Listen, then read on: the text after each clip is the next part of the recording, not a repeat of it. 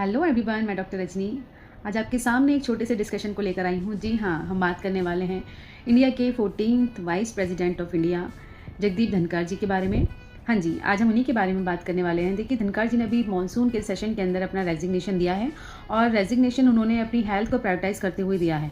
लेकिन कहा यह भी जा रहा है कि जो धनखड़ जी हैं उनके रेजिग्नेशन के पीछे और भी कारण हो सकते हैं, जैसे कि बिहार में होने वाले इलेक्शन और उसमें चलने वाले जो भी न्यूज़ हैं, जो भी इश्यूज़ चल रहे हैं।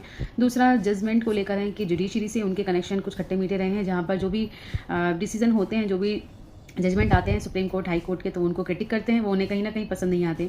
और वहीं अगर तीसरा बात करें तो तीसरा ये भी कहा जा रहा है कि उनकी पार्टीज़ के लोग उनसे कभी कभी नाखुश हो जाते हैं, क्योंकि वो सबको मुंह पर ही आंसर कर देते हैं, मुंह पे बोल देते हैं, क्योंकि जाट हैं, खड़ा बोलते हैं, तीखा बोलते हैं, सही बोलते हैं, तो इसलिए कहीं ना कहीं वो पार्टीज़ को कुछ हद तक पसंद नहीं आते हैं।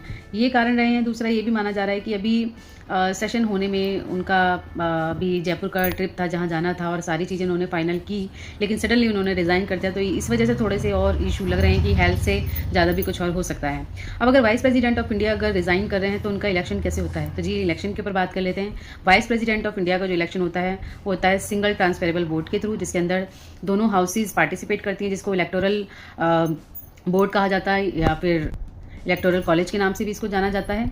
और ये जो इलेक्शन होता है ये इनडायरेक्ट हो रहा है। इसी के साथ बात करें आर्टिकल्स की, तो वाइस प्रेसिडेंट ऑफ इंडिया के जो आर्टिकल्स हैं वो 63 से लेकर 70 तक मेंशन होते हैं। 63 जो कि article vice president of India का पहला ही आर्टिकल है, तो उसमें मेंशन किया गया कि भारत का इंडिया का वाइस प्रेसिडेंट ऑफ इंडिया होना ही चाहिए।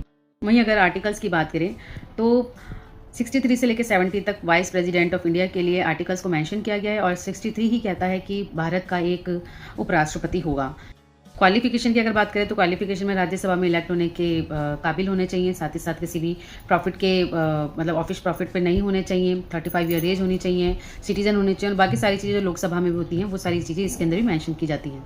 रोल की अगर बात करें तब तक इन्होंने एक्स ऑफिसर चेयरमैन पे काम किया है, साथ ही साथ एक्ट एज प्रेसिडेंट और एज वाइस प्रेसिडेंट के पद पर इन्होंने काम किया है।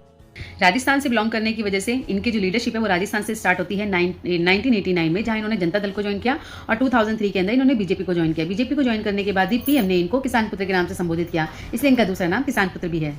अब इन सारी बातों को जान के जब हमें पता लगता है कि ये रिजाइन करने वाले हैं, तो वाइस प्रेसिडेंट ऑफ इंडिया की सीट खाली होने वाली है। वैसे तो ये कहा जा रहा है कि अभी तक राज्यसभा के अंदर इस बात पर कोई भी डिसीजन नहीं लिया गया, पर अगर सीट खाली हो जाती तो उसके बाद क्या होगा। देखिए, 6 महीने के अंदर वाइस प्रेसिडेंट ऑफ इंडिया का इलेक्शन होना जरूरी है, तो यहाँ पर जब सीट खाली हो जाएगी, इलेक्शन हो जाएंगे, तो उसके बाद देखा जाएगा कि कौन सा नया चेहरा आएगा। अब क्वेश्चन मेरा आपके लिए ये है कि अभी तक ऐसे कौन से वाइस प्रेसिडेंट है जिन्होंने रिजाइन किया है या जिन्हें हटाया गया। अगर आपको पता है तो प्लीज मुझे कमेंट में एक्शन कीजिए। तब तक के लिए बाय।